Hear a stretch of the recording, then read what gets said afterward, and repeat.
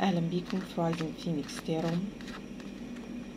الفيديو ده هيكون التوقعات العاطفيه لبرج العقرب سن مون رايزنج تايمليس ريدنج. اتمنى طاقتكم توصل لي والقراءه تنطبق على اكبر عدد منكم. القراءه بتسري على الرجال والنساء وبتنطبق قراءه عكسيه. خدوا من القراءه اللي بينطبق على حياتكم وسيبوا الباقي.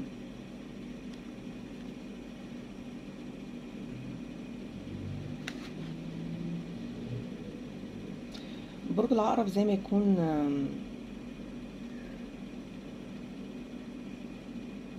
ممكن يكون البعض منكم في حد مأخروا خطوة معينة تجاهكم. الخطوة دي أو الأمر ده ممكن يكون ماديات، أو ممكن تكون حاجة ذو فاليو أو ذو قيمة عند الشخص ده. ممكن يكون some sort of responsibility أو مسؤولية أو حمل أو مخاوف أو حتى خوف من الرفض. أنا شايفة إن في شخص هنا يعني يقدر يحب، يعرف يحب، ولما بيحب من كل قلبه، لكن في نفس الوقت في مخاوف بداخل الشخص ده، او زي ما يكون في يعني لو سيلف ستيم او عدم تقدير للذات عند الشخص ده. ممكن يكون الشخص ده انطباعه ان هو ممكن يكون اقل منكم، او يمكن في اختلاف ما بينكم whatever بقى، سواء كان financial academic whatever difference اللي بينكم. يمكن الشخص ده عايز ياخد خطوة بس ممكن يكون خايف ان هو يترفض. ممكن يكون الشخص ده عنده الكونسبت اللي هو مفيش حب بيستمر طول العمر، ويمكن يعني بعد فترة او حتى لو حصل زواج او بعد الزواج ممكن يبقى فيه، او حتى بعد يعني love commitment ممكن الحب يقل او ما تعرفوش بعض يعني تسيبوا الشخص ده فينجرح. او الشخص ده ممكن يكون حتى اخطأ فيكم لدرجة ان لو قدم ليكم يعني اعتذار من هنا العمر كله، العمر هو كله مش هيكفي. بس في حد عايز يقول لكم قد ايه هو بيحبكم.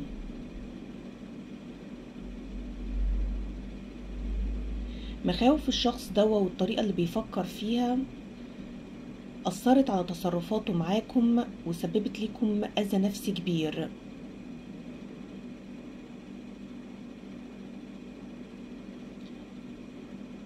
مهما كان اللي الشخص ده بيملكه، مهما كان حتى كبر أو صغر اللي الشخص ده بيملكه، هو حاسس ان هو he will not be able to provide what you deserve. يعني مش هيكون عنده الإمكانية ان يديكم استحقاقكم، حتى لو كان في وقت من الأوقات الشخص ده بيقلل من استحقاقكم. هو داخليا ايه؟ في حد ما بقاش قادر يصبر، زي ما يكون حد خايف ان انتوا تضيعوا منه، او حتى لو انتوا بالفعل حصل شيء في حياتكم، سواء كان بقى اللي فيه منكم ممكن خلاص moved on او ارتبط او in already a relationship whatever the kind of relationship. الشخص ده زي ما يكون لا، انا لازم اعترف، انا لازم اقول اللي جوايا ليها.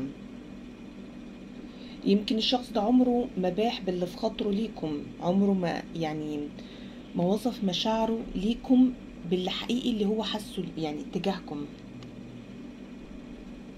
الشخص ده حساباته كلها غلط، وفي حاجة ممكن يكون الشخص ده فيها يعني اما يعني ممكن يكون الشخص ده spiritual، او ممكن يكون يعني سواء بقى كان ليه في التيرو، ممكن يكون روحانياته عالية، ممكن يكون طاقته مؤثرة، ليه جاذبية، سواء كان بقى الكاركتر بتاعته البرسوناليتي او الابيرنس بتاعه. بس في حاجة تخص يعني طاقة الشخص ده او روحانيات الشخص ده. بس غالبا الشخص ده ما عندوش يعني القدر من المعرفة ان يترجم كل حاجة صح. زي ما شخص مثلا ممكن يكون جواه مثلا احساس تجاه شخص معين ان الشخص ده يعني ممكن يكون مش بيحبه صدق، لكن هو مش مصدق الإحساس ده، علشان هو الشخص المقابل ده بيقابله مثلا بالأحضان، بيتكلم معاه كلام إيجابي، فبيلغي إحساسه ويمشي ورا يعني اللي سمعه، اللي شايفه، الحواس بتاعته إيه. يمكن الشخص ده عارف ان للوهلة الأولى ان انتوا يعني البرفكت ماتش، أو يعني زي ما يكون نصه التاني، بس يمكن افتكر ان الإحساس ده مش حقيقي فتجاهله. في حاجة يمكن فيها تجاهل إحساس أو تجاهل مشاعر أو هروب من مشاعر. وزي ما يكون في حاجة كل ما أجي أقولها لكم ودي للمرة يمكن التانية بسرعة زي ما يكون تتبخر. ففي حاجة ممكن تكون بتخص يا إما شورت تيرم ميموري، يعني حاجة ذو مدة قصيرة، أو حد يمكن يعني نساي، أو بس في حاجة تخص اللي هو يمكن حاجة evaporating أو حاجة بتتبخر. ويمكن الشخص ده ساعات بيكون يعني ممكن يكون انتم فيكم يعني حاجات كتير إيجابية، فالشخص ده يعني لو دخل جواه إحساس معين إيجابي تجاهكم بيحس إن لأ، ده يعني زي ما يكون أنا اللي بوجد الإحساس ده، مع إنه هو إحساس حقيقي مش أنت اللي بتوجده. يعني في فرق بين إحساس يعني سبونتينيوس كده أو تلقائي من ذاته، في فرق بين إني أنا مثلا ببرر، فأنا بوجد في داخلي الإحساس ده علشان أعجب بالشخص ده.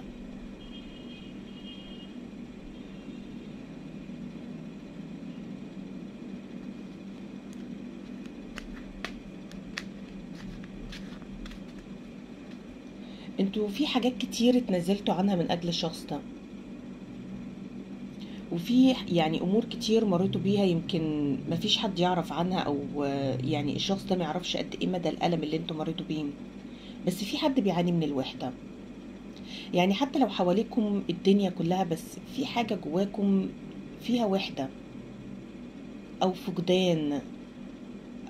زي ما يكون يعني هديكم مثال بسيط، زي مثلا ما يبقى في شخص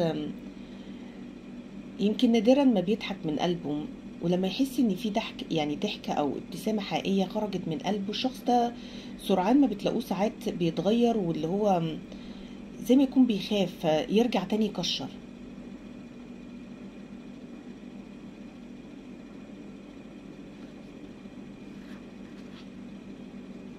في حد زي ما يكون يعني انتوا فاهمين الوضع عامل ازاي، الطاقة عاملة ازاي، اللي هو في حاجة فيها صراع، يعني زي ما يكون في حاجة كانت حقيقية وتم نكرانها.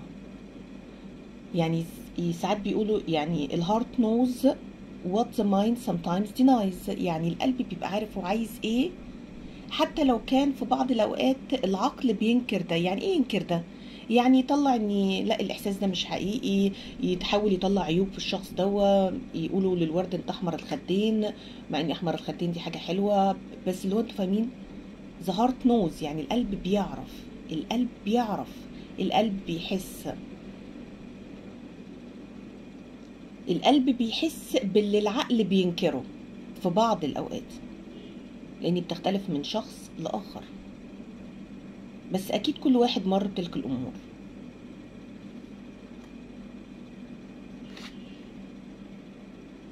الشخص ده كان فاكركم زي ما يكون not serious أو مش جادين، أو ما كانش مدرك قد إيه انتوا لما بتحبوا بعمق.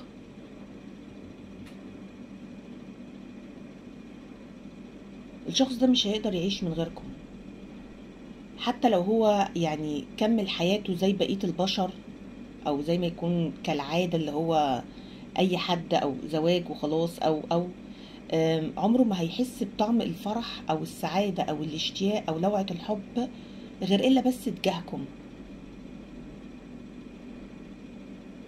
انا مش هقول لكم عدوا على اصابعكم، لان الاصابع محدودة، هي 10، لكن انا هقول لكم قد ايه اختبرتوا ولمستوا ناس حواليكم مشوا يعني مع ضغوط، او سواء بقى كانت عادات وتقاليد او whatever، واخدوا شخص ما بيحبوش، يعني تزوجوا حتى بشخص ما بيحبوش، وبعد كده نتاج الامر يعني كانت يمكن اسرة مفككة او عدم سعادة، او حتى ادى الامر للطلاق. اذا كان ساعات كتير اللي هم ساعات بيفتكروا ان ده بيبقى حب وبيتجوزوا، بيحصل مشاكل او حتى طلاق. بالك لما تاخد حد اللي هو يعني انت مش فاهمه ومش فاهم شخصيته، محصلتش في بينكم عشرة، كلمتوش مع بعض، ما كانش في مواقف. بس انا قلت لكم ليه، يعني ساعات حتى لما تاخدوا حد انتوا بتبقوا فاكرين ان انتم بتحبوه بجد، ممكن بعد كده يحصل ان الحب الحقيقي اللي بيعرف يعني ايه حب حقيقي بيبقى بيحب مدى العمر. مدى العمر. الحب الحقيقي مع الوقت بيقوى، ما بيضعفش. الحب الحقيقي كل ما الزمن، حتى لو قابله صعوبات الدنيا، قابله مشاكل الدنيا والآخرة، الحب الحقيقي مع الوقت بيكبر. بيكبر، ما بيضعفش. الحب ليه لغة خاصة بيه.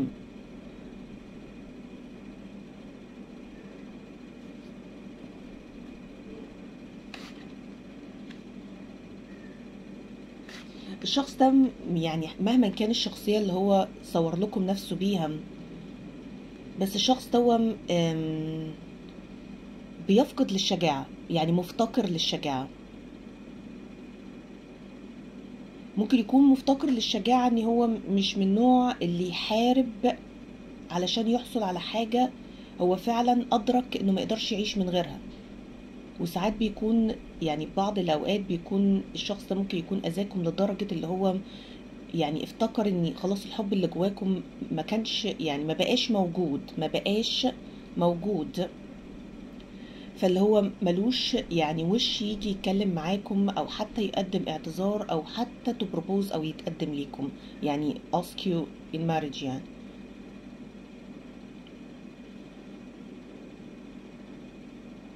الشخص ده كأنه ولا هو عارف يرجع لورا ولا عارف يتقدم لقدام، ومحلك سر.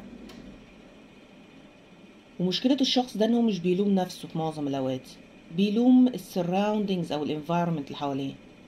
يعني سواء كان بقى أهل، سواء كان ظروف، سواء كان دنيا، سواء كان ناس، سواء كان أمور اختبرها أو مر بيها، أو الطريقة اللي هو نشأ عليها أو got raised. لا، الشخص لما يجي يعني لو في أمور كتير انتوا جيتوا تبصوا لها بنظرة مختلفة، هتعرفوا إن الإنسان ذاته هو السبب لأمور كتير بتحصل له. وهنا نرجع إن الإنسان يعني مش obligated او مش مجبر، الانسان عنده options ومن حقه انه يختار direction A او direction B او whatever direction he wants to choose.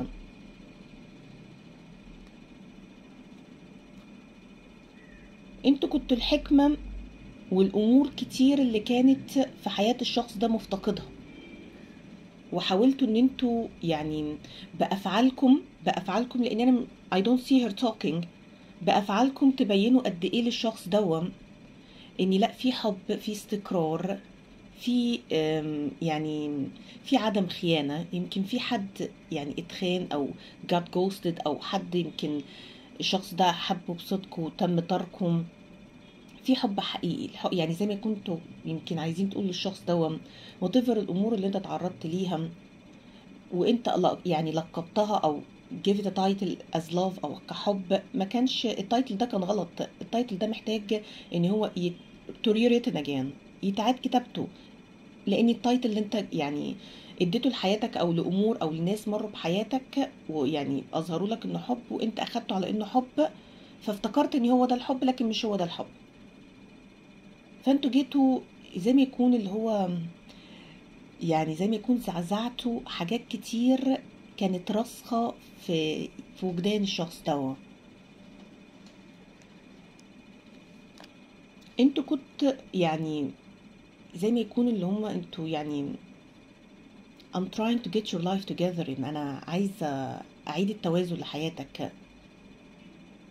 انا عمالة يعني اظهر لك الامر بالافعال مش بالكلام، وخد الوقت اللي انت عايزه.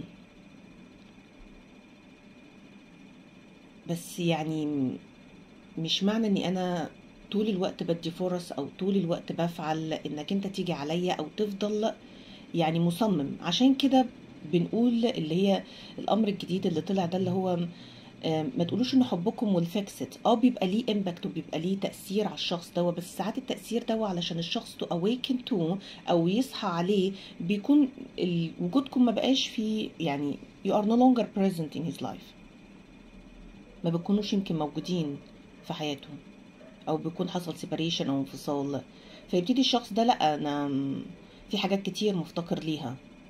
يبتدي بقى حتى لما يقابل ناس تانية يبقى تلقائي العقل بيقارن. ما احنا قلنا قلب الشخص ده ممكن يكون حس بشيء العقل انكره، فالعقل انكر بس في كل موقف بعد كده ممكن تكونوا انتوا الاتنين اختبرتوه سوا، هتلاقوا عملية تلقائية بدون وعي يمكن من الشخص، لكن الاوتكم او الكونكلوجن اللي بتاعت الموقف ده لما يحصل الكومباريزون بين موقف مع شخص اخر ويقارنوا بيكم، هتكونوا انتوا الستاندرد وهيلاقوا ان الشخص ده ان يحبكم حب حقيقي. عشان كده بنقول ان في حاجات كتير، يعني الانسان ده اذكى بكتير من اذكى تكنولوجيا ممكن تتصوروها، وفي حاجات كتير عن الانسان لم تكتشف بعد، لان انتوا اصلا في حد ذاتكم معجزة. امور حسابية بتكون في غاية التعقيد بس العقل بيعملها في ثانية، بس انتوا عارفين ايه اللي حصل 1 2 3 4.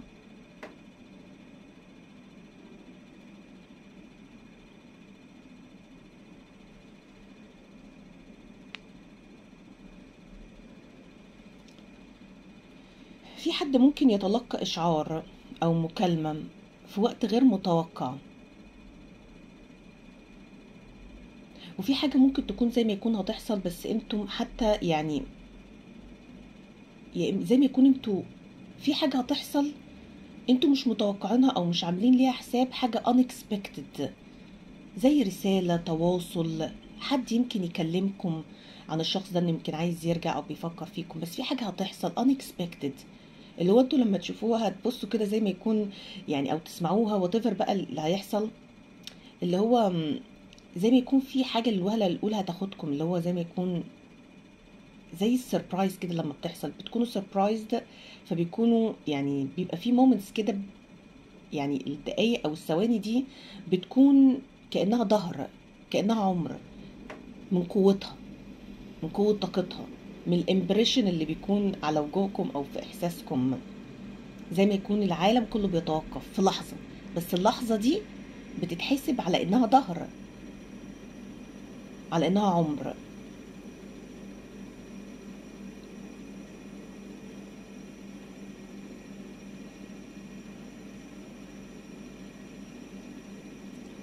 في حاجة هنا تخص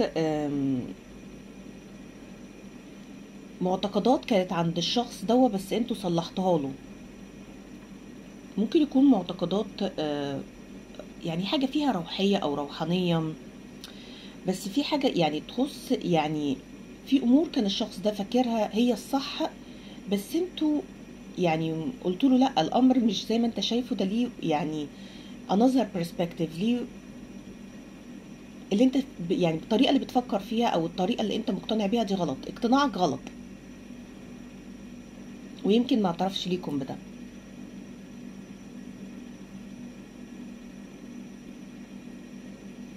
في حاجة هنا زي ما يكون بتخص يمكن عارفين لما بيكون في زي اللي هي الرسومات بتاعت التوين فليم اللي هي بتبقى الفاير والايس، ففي حاجة تخص زي ما يكون انتم يعني التفكير السليم او الروحانية اللي بتكمل الشخص اللي زي ما يكون يعني grounded او down to earth، يعني انتوا السبريتشوال ريلم وهو يعني يعني earthly او ارضي.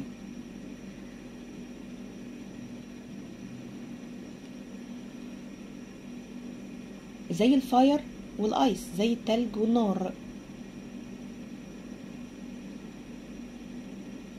انتوا حاولتوا ان انتوا يعني يبقى يعني زي يعني تضيفوا مزيج من الهارموني او يعني من الانسجام، او زي ما يكون تخلطوا يعني الزيت بالميه. انتوا عندكم القدرة دي، هي دي علميا مستحيل، بس انتوا عندكم القدرة دي. في حاجات بتبقى على فكرة يعني مثلا بتضاف بتقلل السبيس بين امرين، يعني مثلا الحاجات اللي بتبقى مثلا لايبوفيليك ولايبوفوبيك، اللي هي يعني بيبقى فيه زي مثلا حاجز كده. في حاجات ممكن تتحط تقرب الاتنين لبعض وتقلل الحاجز دوم. علميا ده موجود، يعني ده بقى امر علمي، ده موجود. لما يكون مثلا في جاب كده، او زي ما يكون في زي طبقة معينة بين امرين، في حاجة ممكن تتحط تقرب الطبقتين دول وتصغر الفجوة اللي ما بينهم. انتوا حاولتوا تعملوا ده لمحاولتكم ان انتوا تكونوا اقرب للشخص دوا، يعني او زي ما يكون تفهموه بطريقته، او تمنجل، يعني تختلطوا بيه، يعني اللي هو بعاملك بطريقتك.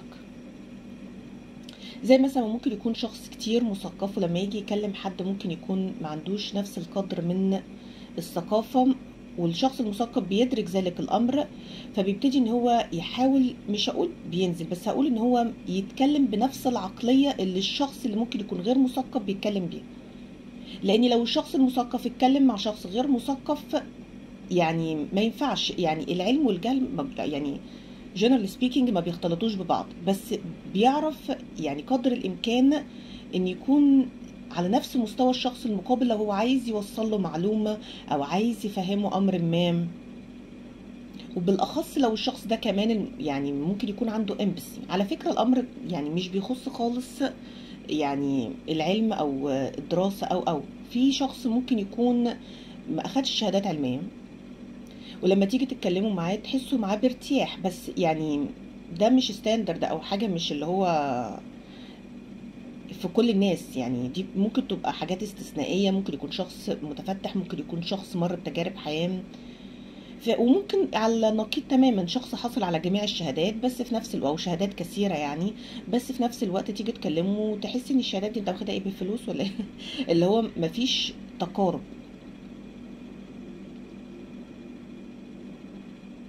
ففي حاجة كان فيها اللي هو انتوا يعني زي ما يكون انتوا قمتوا بالامرين، يعني كنتوا قمتوا يعني بدوركم ودور الشخص ده وهو ما عندوش علم. يعني زي ما يكون يمكن الشخص ده عايز يقول انتوا يعني مش فاهميني، او انتوا يعني مش عارفين انا مريت بايه، او انتوا مش حاسين بحاجه، او يعني يمكن حتى الكونفرسيشن دي لم تتم بعد، او يمكن على وشك ان هي تتم هنوز. بس خليني اقول ان ساعات كتير شخص بيكون عارف حاجه او سمع حاجه وممكن يكون ما بيقولهاش، وممكن تكون حتى في حقه او ضده، وبرضه عنده يعني القلب اللي يسع ان هو يسامح ويعذر الشخص المقابل طالما انه شاريه، مع انه اخطأ في حقه، وبرضه يكون شاري وجوده. عشان كده في ناس كتير ممكن تكونوا انتوا يعني مثلا بتعزوهم او بتقابلوهم، مش شرط يكون حبيب ويكون الشخص ده اخطأ في حقكم وانتوا اللي تعتذروا ويفتكر ان ده ضعف. لا، هو مش ضعف، وانا شاري وجودك، وانت اللي غلطان، وانا اعتذرت عنك ليا، انت غلطان في حقي.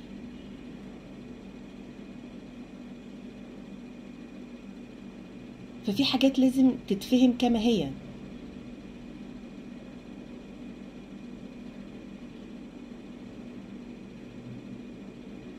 في حاجة تخص رومانسية او هدوء، او حد سرحان فيكم، يعني في حاجة فيها سرحان، او يعني بس، او مثلا شخص بيبقى قاعد يعني منغلق عن العالم كله بس هو مش منغلق عنكم. زي ما يكون في حد بيحاول يمكن تو مانيفستيو، او زي ما يكون يجذبكم لحياته، او مجرد بس ما يفكر فيكم الشخص ده بيحس كأنه عايش.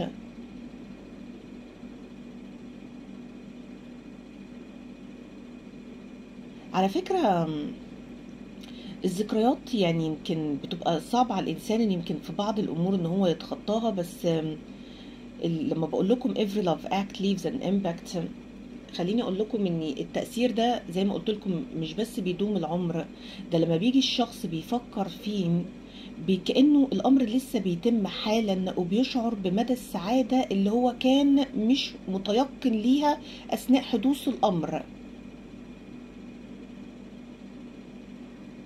بس الامر ده دبل سورد، لان هو خسر حاجة كتير يعني يتمنى تاني ان هي تتكرر، وفي نفس الوقت بيبقى بيدور منها على الارتياح او الطاقة الايجابية اللي انتوا كنتوا بتمدوا الشخص ده بيه، حتى لو كانت كلمة حلوة، حتى لو كانت ابتسامة في وجههم. بس سواء كانت كلمة، ابتسامة، فعل، هو مش يعني الامر كسوبرفيشال كده او على يعني الامر السطحي، لا ده الصدق يعني احقية او التروس اللي بتكون في الكور بتاع الامر ده، سواء كان بقى كلام، فعل، ابتسامة. لان دول برضو في امور بتبقى سطحية وفي امور فعلا بتبقى ملموسة. زي ما بيقول الشخص ده ضحكته صفرة، يعني الشخص اللي ضحكته صفرة ده يعني الضحكة دي مش حقيقية، دي ضحكة مزيفة مصطنعة بتبقى مكروهة ومبغوضة. والضحك انواع وليه معاني كتير، لكن في شخص بيقولك الشخص ده بيضحك من القلب، بدليل ان البعض لما بيضحك من القلب ساعات من كتر عمق الضحك ممكن يعني الفيشال ماسلز او عضلات الوجه او زي ما يكون يعني الشخص ممكن حتى يدمع.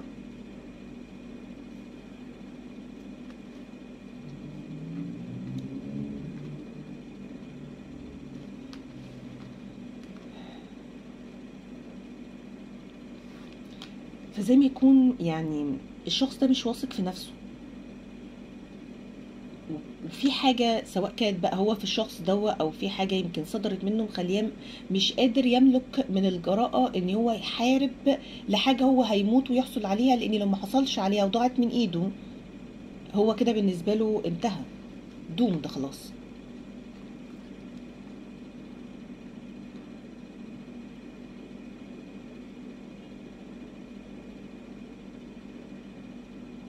في حد يمكن في حاجة تخص يعني العين او نظرة العين، او يعني الطريقة اللي الشخص ده بينظر بيها، او يعني سواء يعني في حاجة تخص يمكن الاي شيب، او زي ما يكون سواء كانت عين واسعة او عين ضيقة، بس في حاجة تخص العين يعني.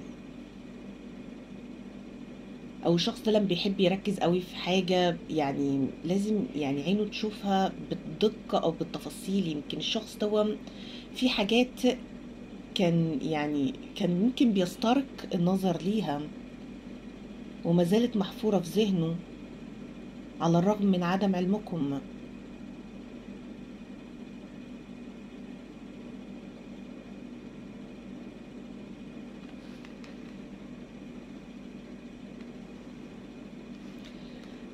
الشخص ده تعبكم كتير، وعلى الرغم ان هو تعبكم كتير بس انتم يعني زي ما يكون كنتوا حتى راضيين بالتعب دوم وكنتوا مستعدين تستمروا، بس كأني حتى يعني ما كانش قابل استمراريتكم في تضحيتكم، واللي هو كأنه يعني باعكم بالرخيص او بدون تمن.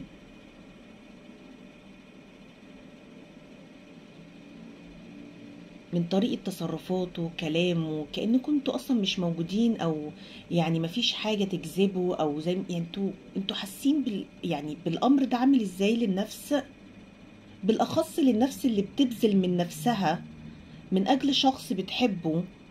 متخيلين يعني قد ايه الامر ده مهما كان بلغ قوة تعبير عنه عمره ما هيوصف حقيقة شعور شخص بيمر بيه. والدليل على كده ان في بعض الناس بتكون في علاقة حب، ولما يعني بيتم ان هم نكر حبهم او البعد عنهم او يعني المواقف كتير بتختلف من شخص لآخر. ساعات شخص بيفقد عقله، ساعات شخص بيبقى بيتحول لوحش، ساعات شخص بيكون يعني دخل في اكتئاب او في تعب نفسي ويبتدي يتعالج. انتوا فاكرين الادوية هتعالجه؟ الأدوية بس يعني generally speaking الأدوية النفسية يعني بتظبط كمية المخ أو الكيمياء اللي في الجسم أو النيورو ترانسميترز وات ايفر يعني، بس اللي هي بتبقى يعني مستمرة. ولو الشخص ده توقف عنها بيحس ان هو مش يعني عن الأدوية دي مثلا زي مثلا abrupt cease او توقف فجائي اللي هو بيحس ان في خلل قوي جدا، فعلى طول لازم ياخده.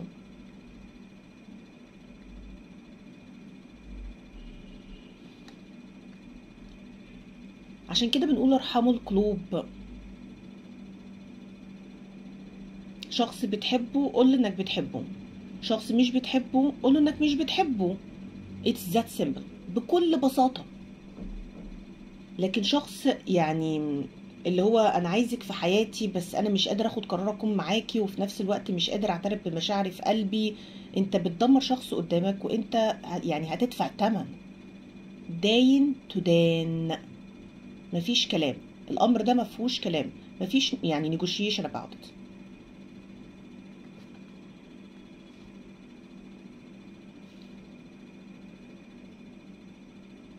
كم مرة كل واحد فيكم يعني زي ما يكون اللي قدامكم، سواء كان بقى من عائلة، من صديق، من حبيب، من شخص قريب،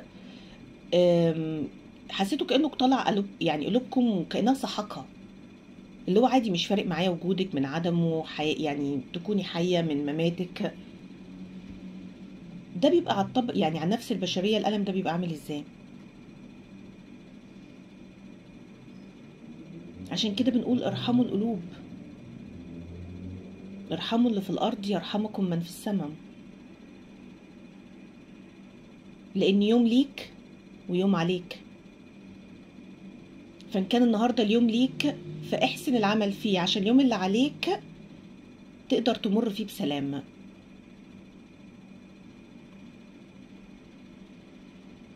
لكن في حد حس كأنه يعني كأن في حد تعامل معاكم بكولد بلادد هاند، يعني اللي هو ايه ده؟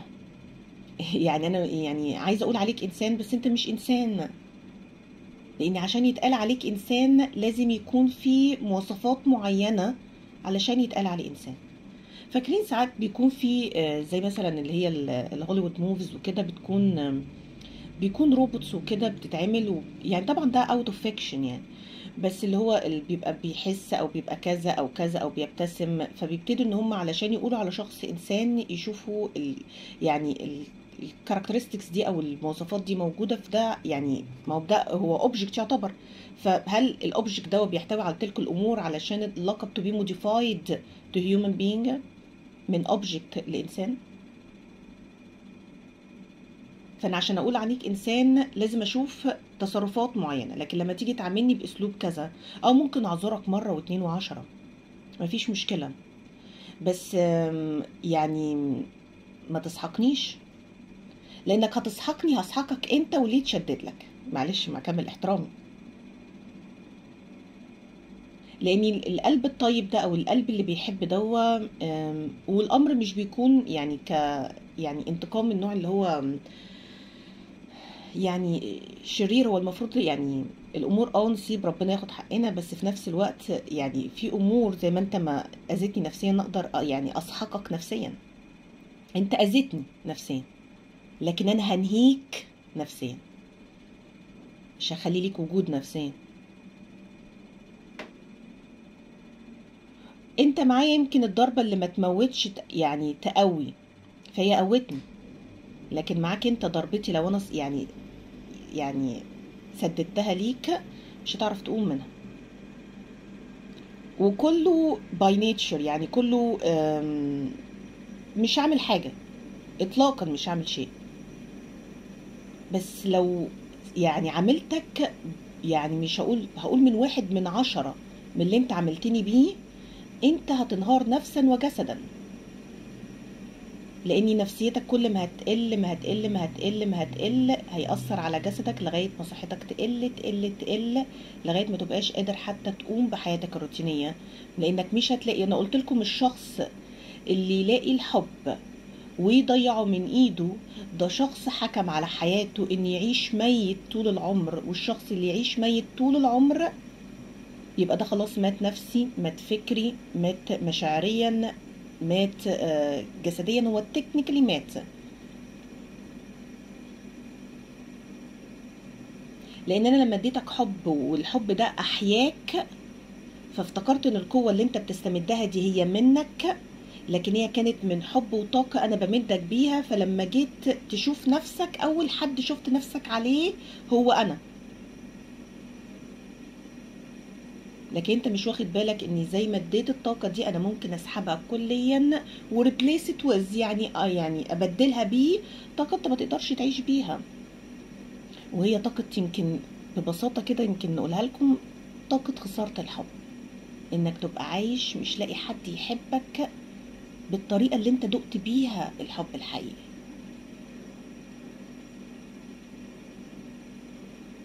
من غير ما تعملوا اي شيء. عشان كده ساعات بقول لكم اني بتبقى ساعات يعني لما ربنا بياخد حقكم او بتسيبوا يعني الايام تلف والعجلة تدور، والشخص ده بتقولوا عليه ان هو يصاب بكارما، ساعات بتبقى اصعب كارما صحوة ضمير الشخص وشعوره بفقدان شخص عمره في حياته ما يقدر يلاقيه او يعوضه تاني.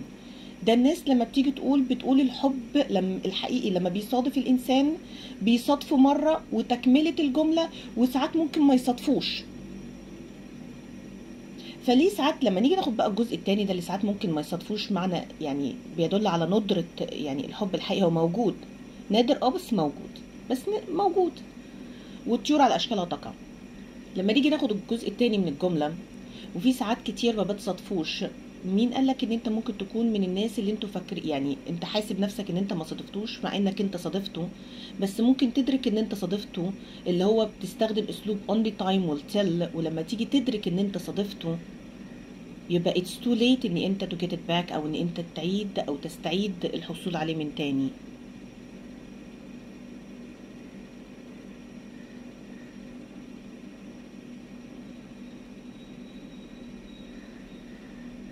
الحب لما بيسيب انسان او شخص بيبقى يعني مثلا حبكم بيكون حقيقي ويتزرع في قلب انسان، الامر ده بيكون كرونيك ما بيكونش اكيوت، يعني بيعيش معاه طول العمر. الحاجات الاكيوت الحاجات اللي بتحصل لمده زمنيه وتنتهي، الحاجات الكرونيك الحاجات اللي بتسيب شخص وتعيش معاه لاخر نفس في عمره. فده شخص اذاكم نفسيا، وعلى الرغم من الاذى النفسي اللي هو سببه ليكم كنتوا بتقولوا له يعني خليني حتى يعني ابذل من نفسي من اجل ان اكون موجوده معاك، وبرضه اتبعتوا.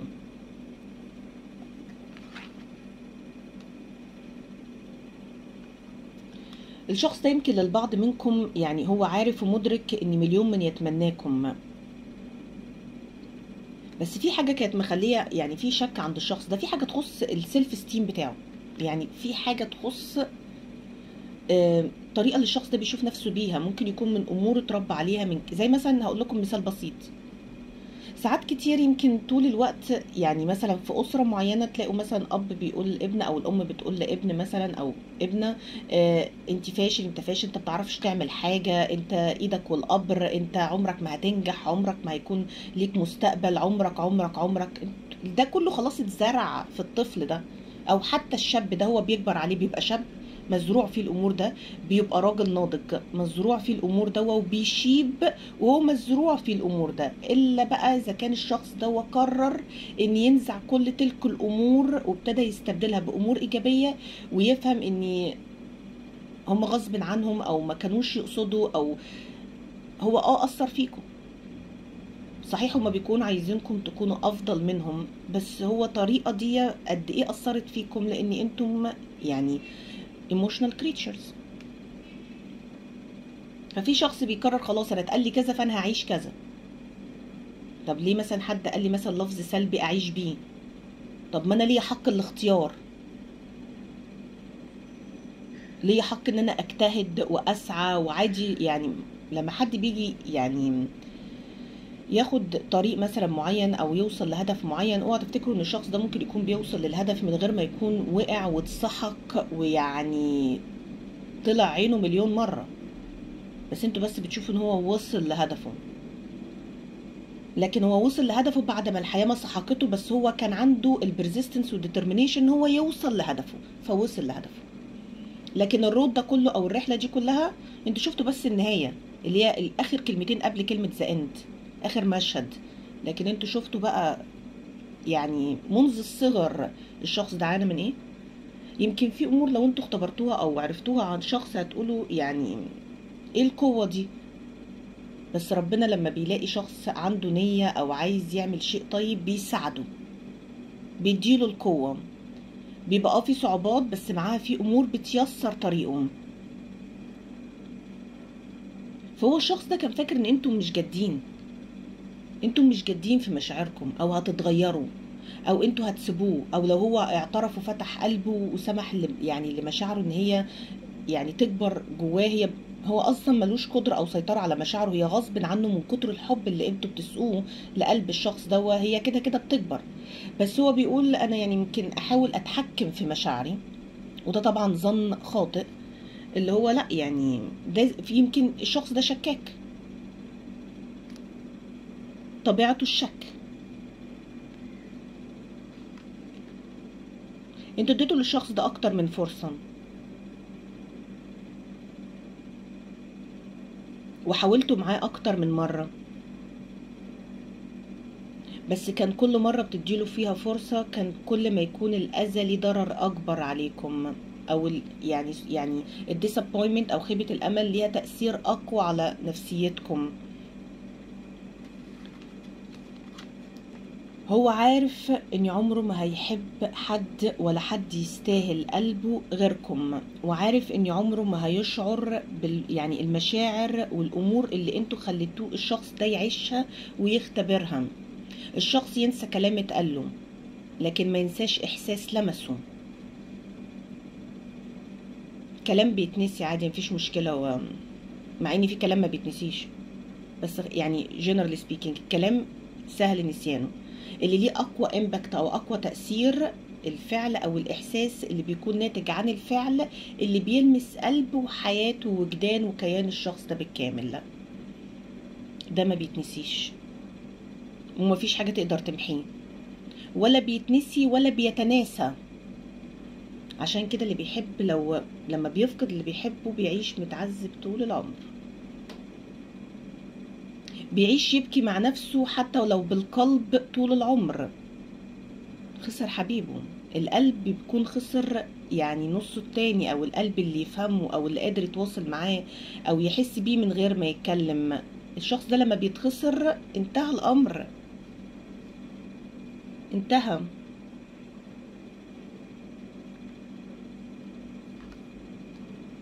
الشخص ده عايز ياخد الخطوة الاعتراف او يكلمكم او يبين لكم مشاعره او يعني يقول لكم على اللي في قلبه. صحيح هو يمكن في تصرفاته ليكم كان شخص سام، لان الشخص اللي يخليكم تمروا بنفسية بالطريقة دي فهو شخص يعني كثير السم، هو كله على بعض سم.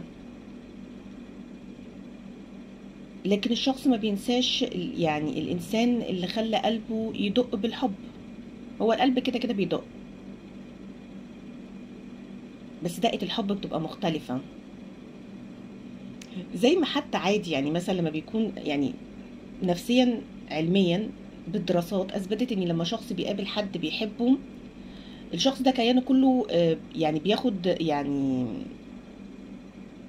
زي ما يكون اللي هو كله بيتغير، بيبقى انسان تاني. حتى لو وحش، حتى لو في منتهى القسوة، حتى لو انسان في منتهى الشر، بس لو بيحب حد وقابله او صدفة او سمع صوته فسيولوجية الانسان كلها بتتغير خارجيا وداخليا، اللي هي عن طريق مثلا البودي فيتشرز او الفيشل اكسبريشنز او التون اوف فويس، او عن طريق بقى يعني الاورجنز اللي انسايد البودي ده.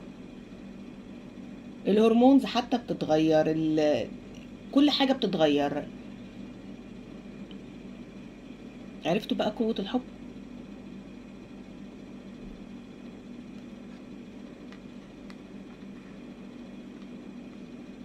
فالشخص ده ليكم مشتاق،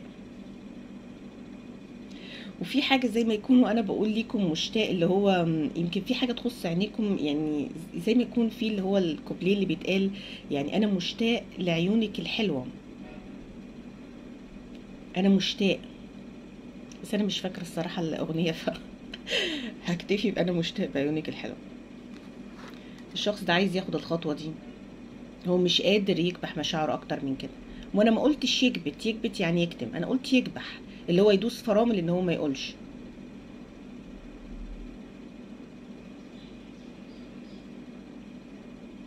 يمكن الشخص ده عايز يقول انا اتغيرت،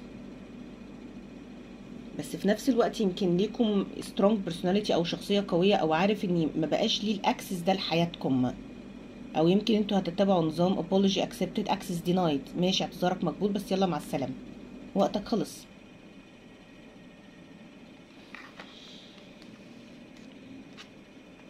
الشخص ده من غيركم بيقول انا ضايع. الشخص ده حاسس يعني من غيركم انتوا اديتوا للشخص ده confidence او ثقه في نفسه.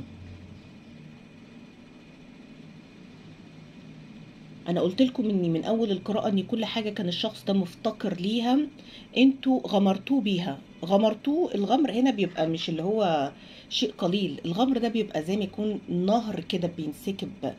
غمرتوه زي ما شخص يغمر شخص بالحب، انتوا غمرتوه بالحب والامور تانية كتير هو كان ليها فاقد.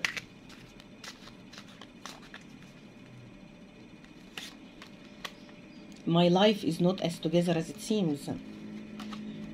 يعني مهما كان اللي الشخص ده بيصوره لكم او اللي بيحطه مثلا في الستوريز او في الستاتس او في اون هيز وول، سواء بقى وات ايفر البلاتفورم هي يوزز، الشخص ده بيقول انا حياتي اصلا مش حياه. مش حياه، مش هقول بقى رأسا على عقب او حياتي مش حياه، يعني انا مش عايش اصلا.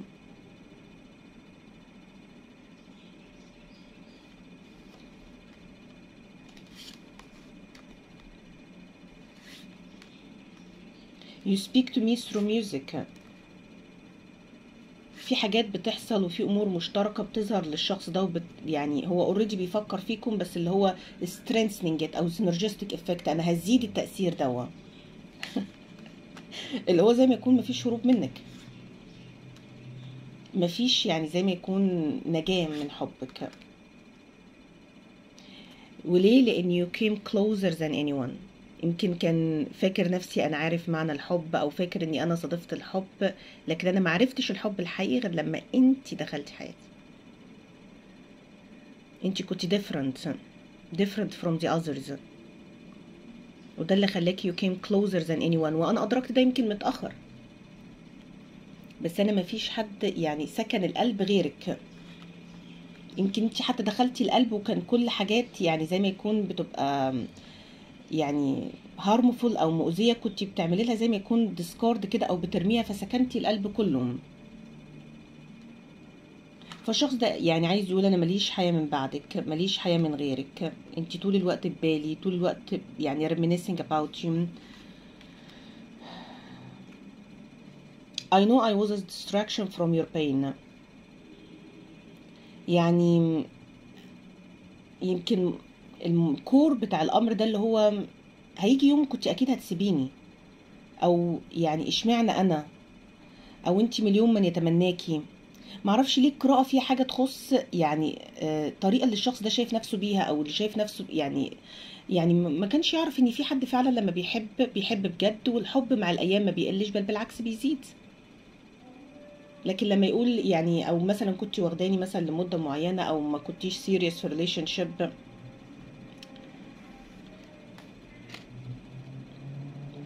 the timing just wasn't right for us. يعني زي ما يكون اللي هو يعني انت جيتي في وقت انا ما كنتش متوقع اني حتى الاقيكي.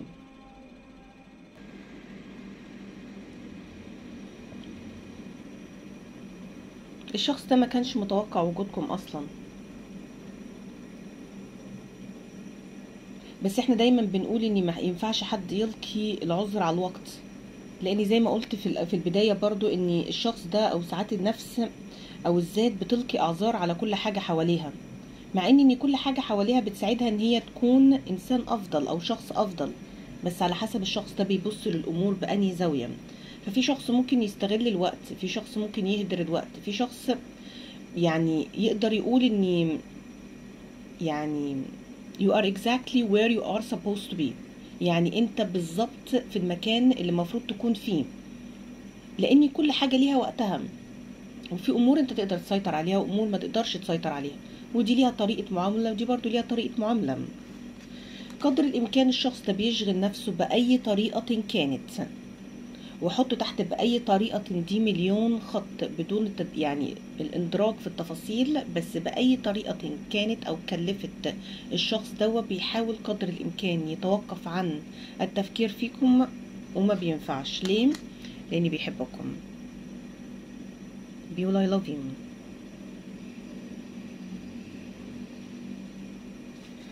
وهو مش قادر يبطل تفكير فيكم، لاني هو يعني I remember every detail، يعني الشخص ده فاكر عنكم، قلتلكم ادق التفاصيل اللي انتوا حتى ممكن تكونوا عن نفسكم بتجهلوها. الابراج اللي معانا: ثور، جدي، عذراء، حوت، عقرب، سرطان. برج السرطان: اسد، قوس، حمل، دلو، جوزاء، ميزان. برج القوس. واشوفكم في قراءة جديدة. باي باي.